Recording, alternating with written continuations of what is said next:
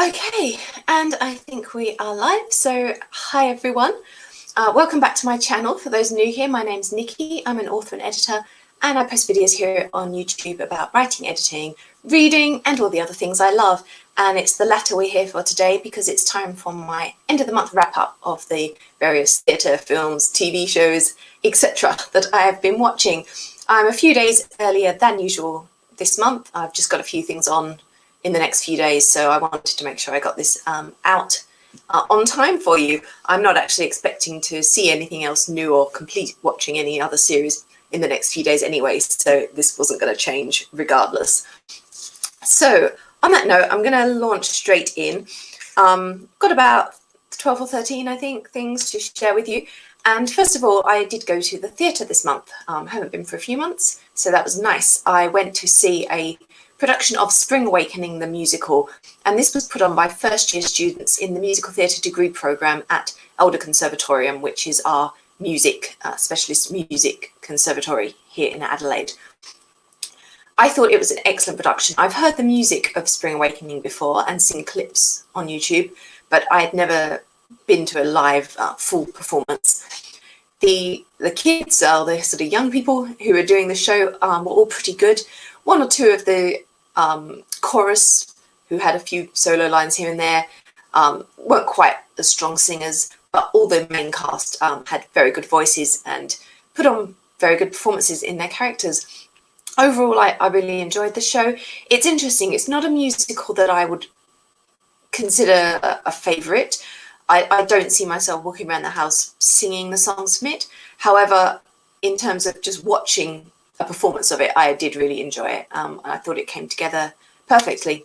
My husband, who was very unsure as we went into the theatre, did say he enjoyed it too as he came out. So it was obviously a success. Next up, I'll move on to Netflix TV series that I've been watching. So there's two Netflix series that I've been watching over the last few weeks. The first one was Children of the Whale.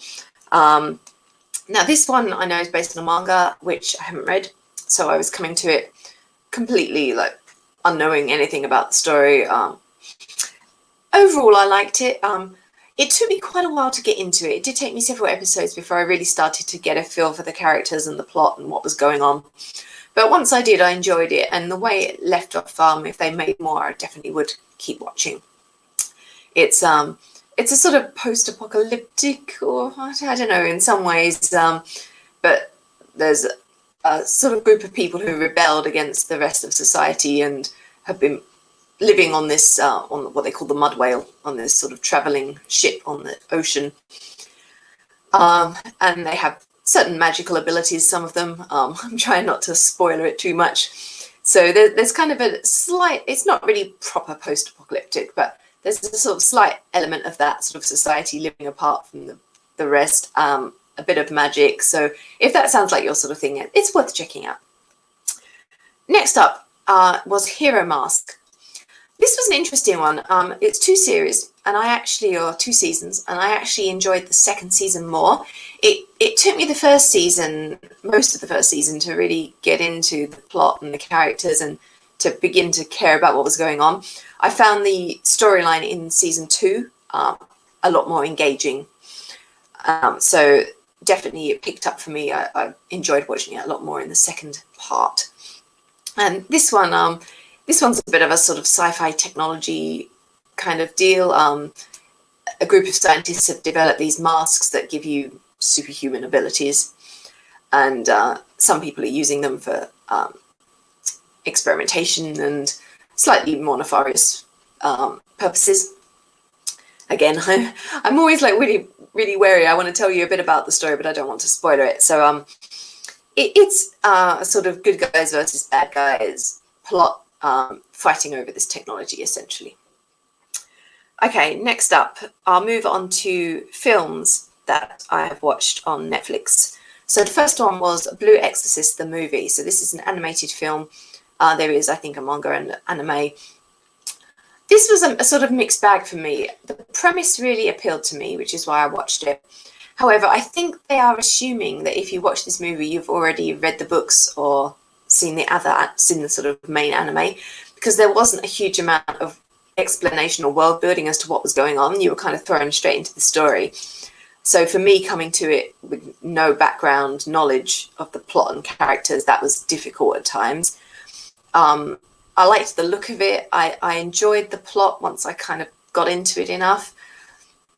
I liked the characters. It was quite amusing for me because several of the voices, when the film started, I was like, I know that voice. And when I looked them up, it was they were all Black Butler anime cast members. So it was a bit of a Black Butler reunion. But I enjoyed it, but I think I would have got more from it if I had background knowledge of who these people were, where they were coming from, which I was lacking. Next up is an interesting one. It's a Netflix live-action movie called The Forest of Love. Apparently, it's loosely based on some real murders that took place in the 90s, I think. It is a very strange film. I mean, my husband watched it with me because I told him it's a psychological thriller, like murder story, like maybe you'll like it. It's 2.5 hours, and I think it was too long. I think was the problem. If they trimmed about half an hour or 45 minutes off, it would have been good. But it was incredibly slow paced. You didn't really get a sense of what on earth was going on until quite late in the film. And that made it hard to connect to the characters and to care about what was happening, because you were just constantly waiting to understand what was going on around you in this film. It was bizarre in some ways. By the end, I didn't think it was bad. I just think that pacing-wise, it needed some work, and I think you're going to lose viewers because of that. It was interesting in its way. Stylistically, it was interesting, but yeah, just that slow plodding pace was really off-putting at times. Now, number 6 was the live-action film of Fullmetal Alchemist. Now, Fullmetal Alchemist is one of those manga animes that everyone knows the name of it, even if you aren't into that.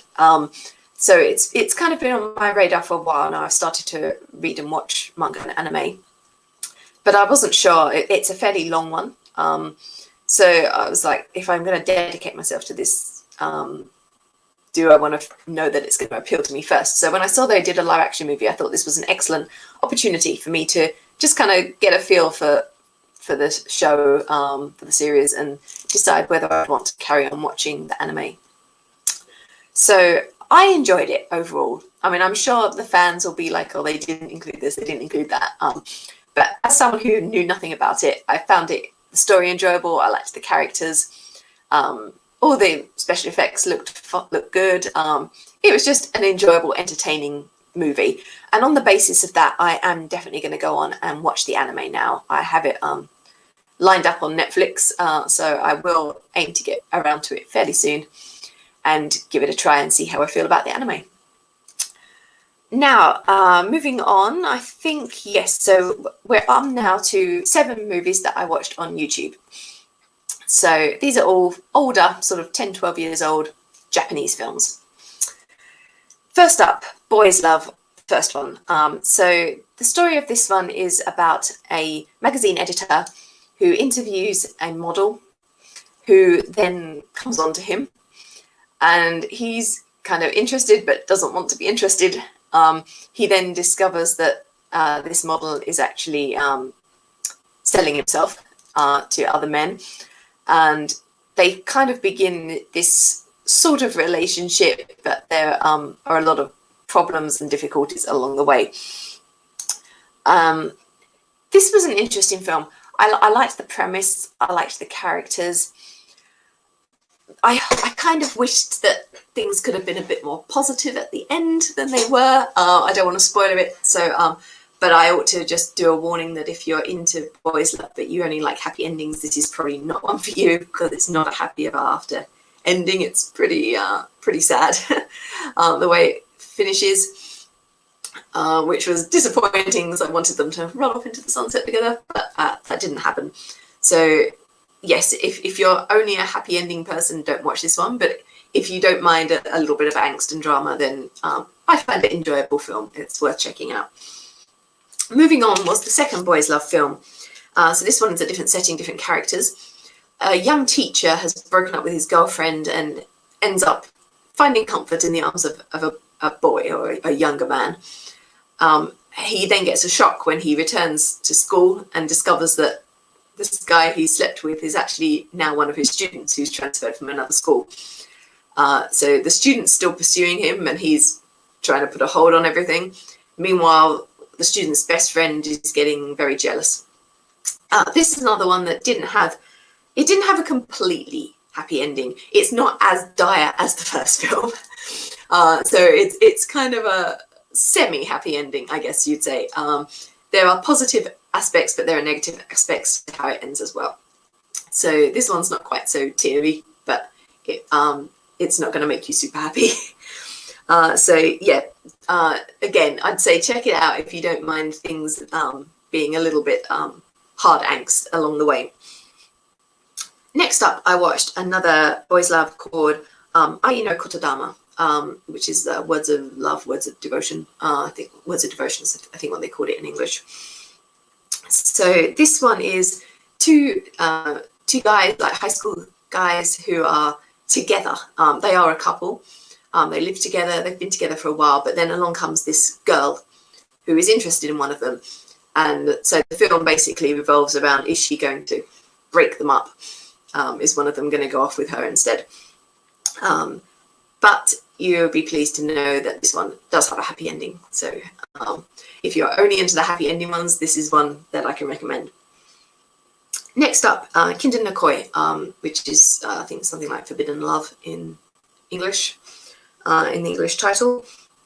This one is about a clothing designer who, he's still studying, he's at university, but he's sort of in love with and gets involved with one of his boss's sons. His boss has 2 sons. And this is another sad one, I'm afraid. So major warning before we start that you're not going to be too happy with how this one ends. Again, I don't want to ruin it too much, but there's aspects of jealousy going on with the brother. And obviously the father is not impressed when he finds out what's been going on between his son and his star employee. So that's all I'm going to say. I don't want to spoil it too much, but again, so it's worth watching if you don't mind angst and a less than happy ending. Next up, Gymnasium Baby. This one I only watched last night, and this is another boys' love, and it's based in a high school and 2 guys who are on the swim team, one of whom is in love with the other. And the object of this affection is also loved by his best friend in secret. So there's a bit of a triangle going on. This was an interesting film. I liked it. I liked the plot. I liked the characters. As a boys' love film, though, I don't know. I kind of wanted a little bit more on the relationship side of things, because it ends. It doesn't end badly. I'll say that now. It's not an unhappy ending. It's not an angsty ending. If that's worrying you, but it doesn't end in a way that really conclusively lets you know what's going to happen between these people. Okay, so it's not a traditional happy ending couple gets together either. So it's a positive ending, but not a romantic happy ending. So that's just a little warning on that one. And yeah, I enjoyed it, but I kind of did want to get more of a definite sense on who's going to end up with who, if anyone's going to end up with anyone, and what was going to happen. And they didn't give me that. Next up, another boys' love was Junjou, which is Pure Heart. This one was my favourite of the 6 boys' love films I watched. It was so adorable. It's a basic premise is there's a guy who was in love with one of his schoolmates at high school. Lost track of him when he moved away. But now, a few years later, they've ended up meeting again through work. And they start a relationship. This is a story that involves a lot of misunderstandings and jealousy over the main guy's ex-boyfriend, who's still kind of not romantically in the picture, but he's still around. And however, it is a happy ending film. So if you're after a cute, adorable, happy ending boys' love story, then of the ones I've watched, Junjou is the one I would recommend.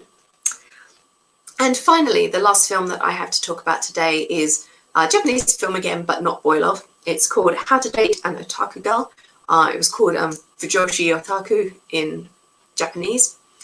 And the premise of this film is a young man meets and falls in love with a girl. However, she is a huge geek and she is particularly into boy love.